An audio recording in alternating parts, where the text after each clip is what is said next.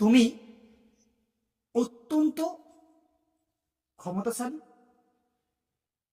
তুমি অনেক টাকার মালিক,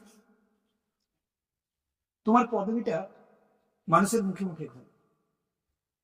আসলে এই টাকা, পদবি কিংবা ক্ষমতাশালী বা বিত্তবান মানুষ হওয়া কিংবা এই জিনিসগুলো চিরস্থায়ী না, কিন্তু এগুলো ক্ষণস্থায়ী। এগুলোকে তোমার জীবনে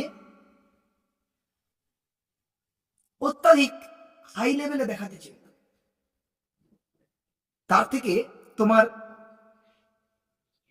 সম্মান, তোমার কথা বলা, তোমার ব্যবহার, তোমার আচরণ যদি খুব সুন্দর রাখতে পারো, এগুলোই চিরস্থায়ী।